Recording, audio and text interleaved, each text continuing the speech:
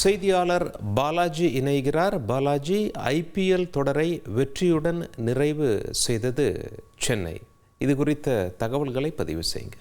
வணக்கம். 2025ஆம் ஆண்டுக்கான IPL தொடரை வெற்றியுடன் தொடங்கிய சென்னை சூப்பர் கிங்ஸ் அணி தற்போது அந்த தொடரை வெற்றியுடன் நிறைவு செய்திருக்கிறது. குஜராத்துக்கு எதிரான தங்கள் கடைசி லீக் போட்டியில் 83 ரன்கள் வித்தியாசத்தில் சென்னை சூப்பர் கிங்ஸ் அணி அபார வெற்றி பெற்று ஆறுதல் வெற்றி கண்டிருக்கிறது. இந்த போட்டியில் பார்த்தோம் என்றால் குஜராத்தில் உள்ள அகமதாபாத் நகரின் நரேந்திர மோடி மைதானத்தில் இந்த போட்டி நடைபெற்றது. இதில் சென்னை சூப்பர் கிங்ஸ் டாஸ் வென்றது. டாஸ் வென்ற கேப்டன் தோனி முதலில் பேட்டிங் செய்வதாக அறிவித்தார்.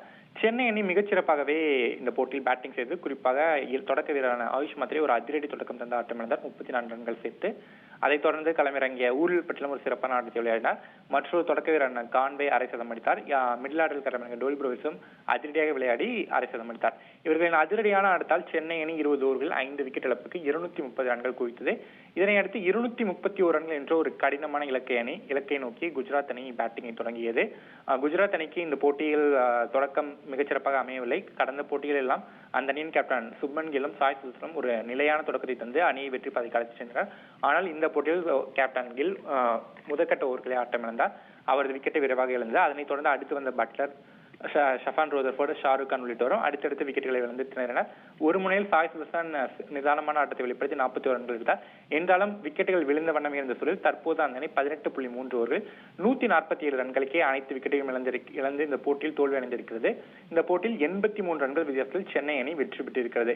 நடப்பு IPL தொடரில் சென்னை அணி குவாலிஃபயர் சுற்றுக்கு தகுதி பெற முடியாமல் ஏற்கனவே வெளியேறிவிட்டது. என்றாலும் இந்த போட்டியில் வெற்றி பெற்று தொடரை சென்னை அணி வெற்றியுடன் நிறைவு செய்திருக்கிறது. இருப்பினும் அதே சமயம் இந்த போட்டியில் வெற்றி பெற்றாலும் சென்னை அணியால் புள்ளிப்பட்டியலில் கடைசி இடத்திலிருந்து மேலே முன்னேற முடியவில்லை. 14 போட்டிகள் விளையாடியுள்ள சென்னை அணி 4 வெற்றிகளை மட்டும் பெற்று 8 புள்ளிகளும் கடைசி இடத்திலேயே நீடிக்கிறது. இந்த போட்டியில் குறிப்பாக பார்த்தோம் ஒரு மிக குறைந்த அளவு, அதாவது 121 ரன்கள் இந்த போட்டியில் இந்த சென்னை அணி வெற்றி பெற்று இருந்தால் புள்ளிப்பட்டியல் முன்னேறும் என்ற நிலை இருந்தது. என்றாலும் அதனை சென்னையில் எட்ட முடியவில்லை. இருப்பினும் ஒரு ஆறுதல் வெற்றியை ரசிகர்கள் பெற்றிருக்கிறார். இது மட்டுமின்றி இந்த போட்டியில் பல்வேறு மாற்றங்கள் நிகழ்ந்திருக்கிறது.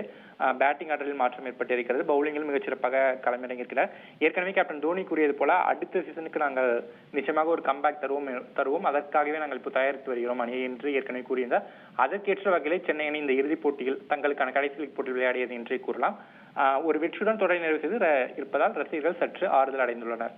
உங்களுடைய தகவல்களுக்கு நன்றி பாலாஜி. செய்திகளை உடனுக்குடன் தெரிந்து கொள்ள உடனே சப்ஸ்கிரைப் பண்ணுங்க.